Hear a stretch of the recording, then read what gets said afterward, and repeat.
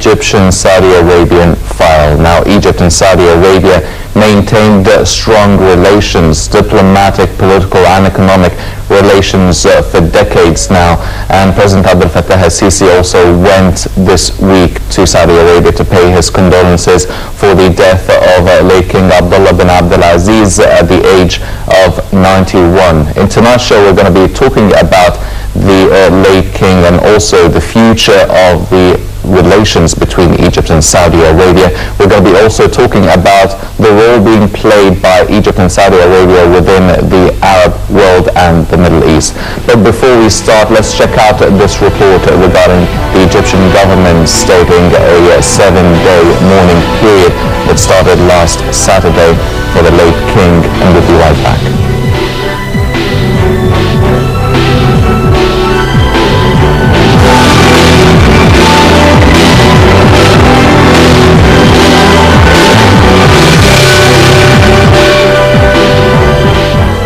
The presidency declared 7 days of mourning over the death of Saudi King Abdullah bin Abdul Aziz Al Saud, who passed away at the age of 91 after being hospitalized for weeks. Egypt hailed late Saudi Arabia King Abdullah as a great leader as it declared the days of official mourning over his death. In a presidential statement, Egypt said its people would not forget the historic stance of King Abdullah towards Egypt and its people. The statement added that the Kingdom of Saudi Arabia and the Arab world had lost one of its great leaders. Meanwhile, President Abdel Fattah al-Sisi traveled to to offer his condolences to the royal family for the death of King Abdullah.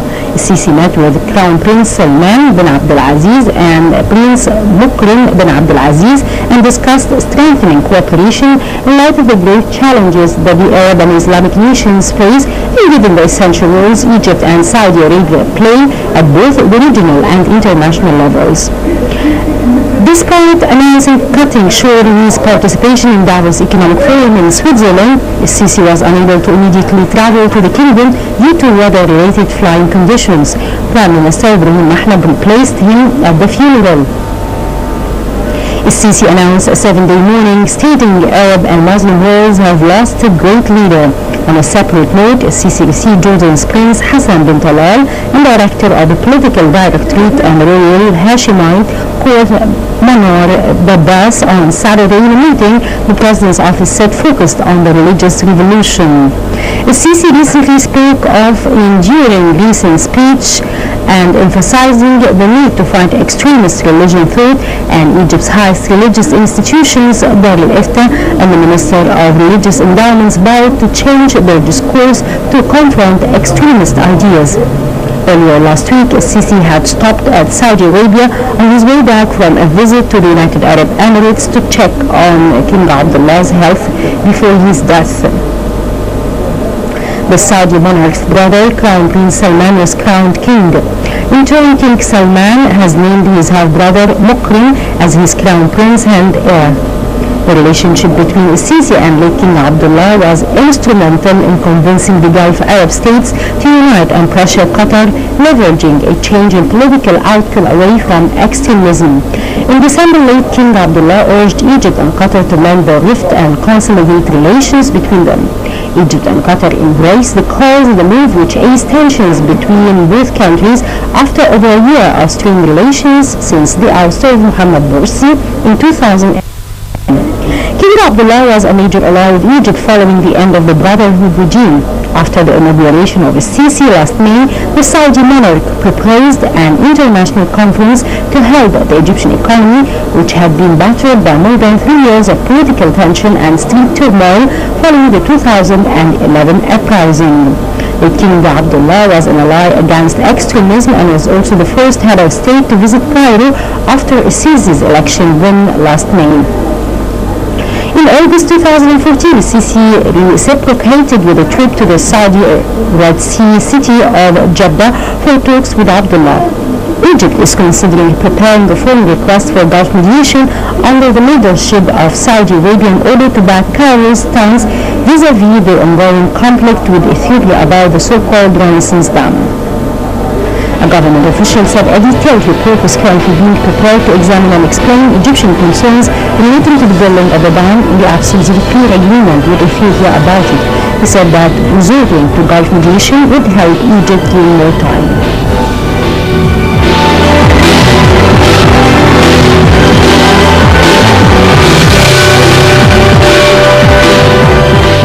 Welcome back, ladies and gentlemen. Now focusing our discussion tonight on the Egyptian-Saudi Arabian relationship, the historical relationship, and the future of this relationship in light of the passing away of late King Abdullah bin Abdulaziz and the new King Salman. And we're joined here in the studio to shed more light on this file by Dr. Nezamy, member of the Advisory Council for SCAF, and we're also joined by Mr. Zakria, Osman, the journalist at Al-Ahram newspaper. Gentlemen, thank you very much for joining us. Thank you. First off, Dr. Nezamy, how do you foresee the relationship between Egypt and Saudi Arabia after the passing away of King Abdullah? Now, we understand that the Egyptian-Saudi historic relationship has been embedded really within both countries and the Arab world for decades now. They've both been strong allies in different circumstances and different political situations. How do you see the future now of the relationship between Egypt and Saudi Arabia? First of all, I want to say that you can see the feeling of the Egyptians regarding the death of King Abdullah. Yesterday I was paying condolences for the Saudi ambassador in Egypt, and I found thousands of Egyptians attending this meeting and expressing their sadness and paying condolences for the Saudi ambassador, which means that the Egyptians are very sensitive and caring about the Egyptian-Saudi relationship, because it, as you mentioned, it goes away for a long time from, let us say, my generation felt the strength of this relationship during the war 73. We will never forget the King Faisal, King Faisal, because he supported Egypt too much during the war with Israel at 73. How he supported us with money, with funds, with how he used the oil as a weapon to force or to support Egypt and to force the Western country to stop the Israeli occupying our lands and something like that. And this is very important because we are very sensitive, we are caring about this relationship, and we know that they supported us economically during the last year, and we are caring about continuing the support for Egypt because we are fighting terrorists together. Yes. Well, Mr. Osman, now we know the history between Egypt and Saudi Arabia and their historic relations. Now, what do we know about the new king, King Salman? Now, a lot of people say that he has been quite influential in the past few years when the health of late King Abdullah was deteriorating, and now everyone's anticipating the future of Saudi Arabia, their relationship with the Arab world, their relationship with the international community.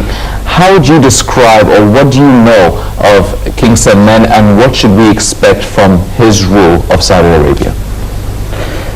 First of all, let me offer condolences to personally and on behalf of the Egyptian leadership and the Egyptians in general, to the Saudi Arabian royal family, specifically the new monarch, the new Saudi Arabian monarch King Salman, then to his crown prince Prince Mohammed, and then to the Saudi Arabian deputy Crown Prince, Prince Mohammed bin Naif, and later to every Saudi Arabian citizen for the death of the late Saudi Arabian monarch King Abdullah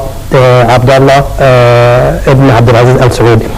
Actually, concerning the question, I'd like to say that Saudi Arabia, as a big Gulf country, knows it very well, and I think that it will never change its policy after the death of the late King Abdullah, because let me say that the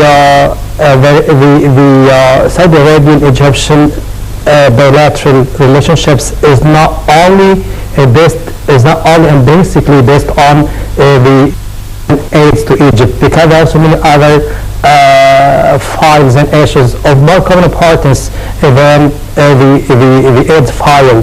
Let me say that the meetings, the points of meeting, or the common denominators, or the common advisors between Egypt and Saudi Arabia are numberless. First of all, let me talk about protecting the Arab world national security.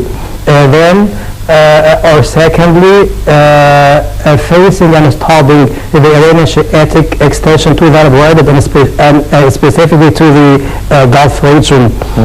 Because of it, every Arab person knows the Persian and the Iranian ambitions in the Arab world. Thirdly, we have another point of meeting that lies in facing the danger of terrorism and terrorists everywhere, specifically in Egypt and in all over the Gulf region, specifically in Saudi Arabia, and especially after the so-called Islamic State terrorist organization executed or carried out a terrorist act in Saudi Arabia, the matter which aroused the fear and the concern of every Arab person. Due to all these files, in addition to so many others, I think that the new Saudi Arabian monarch King Salman will never change his foreign policy, specifically to Egypt, because we have deeply historical relationships in addition to so many other important files that must necessarily be tackled accurately and deeply by both leaders, President Sisi and new Saudi Arabian monarch King Salman. Yes. Well, Dr. Nezamy, now one of the files that Egypt and Saudi Arabia are cooperating in is the combat and fighting terrorism. Now, terrorism is obviously something that has been hitting the Arab world and the Middle East for quite some time, escalated also recently, but also it's quite an international threat now. We've seen a lot of terrorist attacks taking place in Europe as well. How influential do you feel or do you think that Egypt and Saudi Arabia can be in fighting terrorism? Is it just, should they be the main Arab players in fighting terrorism alongside the other international community? Now they've all been calling for a strong campaign against terrorism.